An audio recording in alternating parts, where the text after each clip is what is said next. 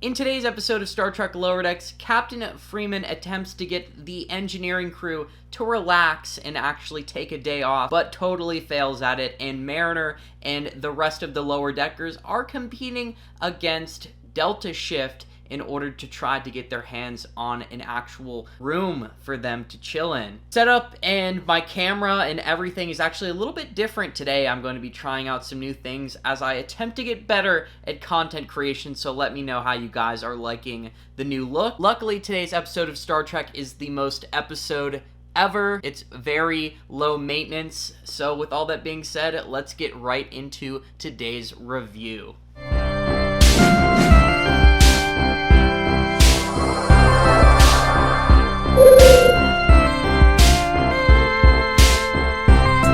Like I said, today's episode is pretty low maintenance. In all honesty, this is the most fillerish episode ever. Everybody in this episode is doing something extremely mundane. All of the cuts to the side characters, everything about this episode is super fillery. Like, nothing of substance happens, and everything that they're doing is super unimpressive. They don't even go to explore like a new planet with new aliens or anything. The premise of today's episode is that Lieutenant Commander Billups and his engineering team, which of course includes Rutherford, is overworked. They've been working way too much because at the beginning of this episode, Captain Freeman is actually possessed by an ancient mask. She is running around and she has like a really funny name like Masuku or something. I probably have that very wrong, but it doesn't really matter as much as it's just a reference to the Next Generation episode Masks, where Data is transformed into this like godly being called Masaka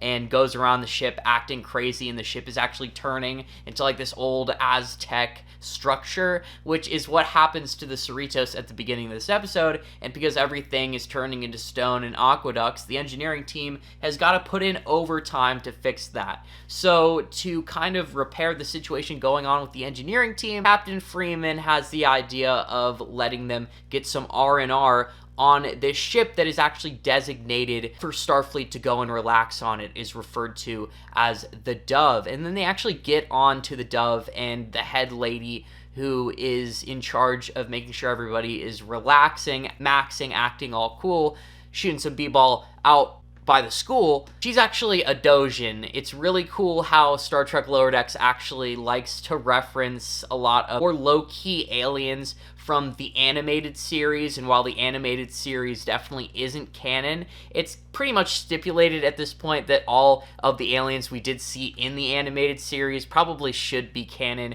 by now. If you guys don't think they are, I mean, Lower Decks is out here really pressing the issue. So they have these wristbands at this facility, the Dove, and these wristbands indicate whether you are stressed out or not, and they're constantly trying to get the engineers to stop working and actually relax, but they can't get them to do it. They keep on wanting to tinker with stuff to improve, and they actually end up making some schematics in this Zen garden on how to improve the Cerritos' engine efficiency. They even go as far as slipping cucumbers under these wristbands to give the impression that they are actually relaxing.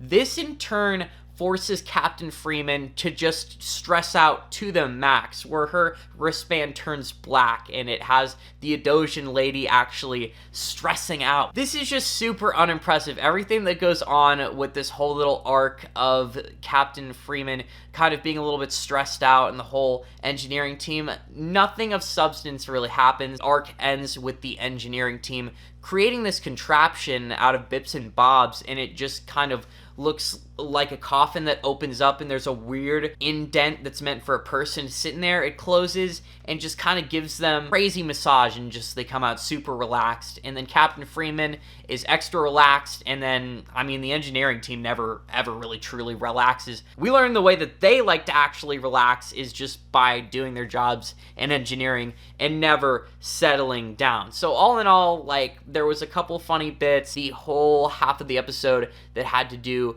with Captain Freeman and Rutherford and the rest of the engineering team, not overly entertaining, not something that is like super funny, just something really to just take up episode time. And then on the other half of the episode, you have the lower deckers competing against the Delta Shift. I'm pretty sure the main cast of lower deckers is the Beta Shift, and they are trying to navigate their way through the Cerritos, through these shortcuts to try to beat the Delta Shift to this terminal, and they're going to hack into the terminal and try to secure themselves this room so that they can actually have a room, because they just sleep on bunks, open face area, and it's actually horrible. They get no privacy, share a room with everybody at that point. And again, this is just like more filler. Nothing really cool happens. There isn't an excess of really cool references. It's just kind of spending a little bit more time with the Lower Decks cast, and then also the side characters like Ransom, and then we see Kayshawn in this episode a little bit, and I love Kayshawn. He's like one of my personal favorites from Lower Decks. There was this really funny part of the episode where they actually go in to this room that's under the aeroponics bay. Kayshawn is above, and he's speaking in Tamarian, and he says this really funny Tamarian proverb that made me laugh. Taking care of his flower, and he was like, ha ha ha ha, Gramble, his throat slit by his mistress. Dude, I thought that was so funny. Why was that just like weirdly out of pocket and funny? I find Kayshawn hilarious. I love Tamarian. I love that he is a part of this cast. He is just kind of slipped in at all of the best parts and moments of the show. Great character. Also, they were down below under Kayshawn tripping on the Tamarian Defrin root, if you remember that, I guess, like Tamarian mushrooms. I really wish I had the opportunity to try that, because it looked super fun. They were tripping absolute sack down there, and it was only thanks to Tendi, who being an Orion is immune to getting super high and tripping sack off the Tamarian Defrin fruit, allowed them to actually get out of there and keep on going to go and beat Delta Shift at going and getting that room. They cross paths with Delta Shift and actually share some stories, and it seems like they're getting along, and they actually come to this compromise to enter into the poll fairly to really see who gets the room, because it really seems like they're actually getting along and starting to know each other. But psych, they were just being nice in doing this as a total act. Like, Delta Shift totally switches up, pushes them out of the way, and goes to get that head start to the terminal, which I thought was really funny. But at the same time, I have to keep on coming back to the point that this episode is just like the most episode ever. There's no one part or one scene that really makes this episode stand out. It's super filler. It really just fills up one of the 10 episodes, like one of the 24 episodes that we've seen so far. It's really unimpressive. It's just so okay, to the point where it's just like a little bit under par, if you know what I'm saying. Besides the fact that there's also this part where they go into the holodeck as a part of their, shortcut route, and they end up entering Dr. Tiana's program, and she is in a noir bank program. It's really reminiscent of Picard's, like, Dixon Hill programs, which I thought was really funny and cool, and I always love seeing Dr. Tiana. She's also another one of my favorite cast members on Lower Decks, and I always forget that her and Shax are, like, constant.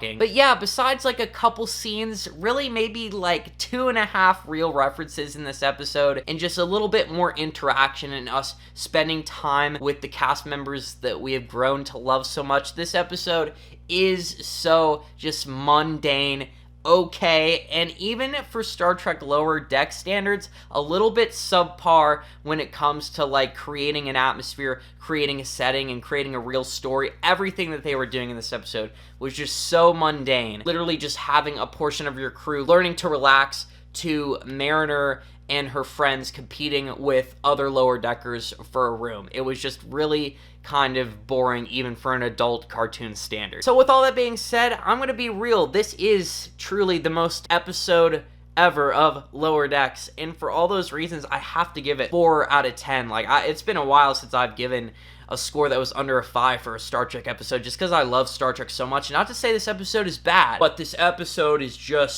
so barely just meeting expectations, just so okay, if you know what I mean. But what did you guys think of today's episode? I would very much like to know. Leave it down in the comments below. How was your Star Trek day? I would also very much like to know. In all honesty, I also thought Star Trek Day was a little bit unimpressive.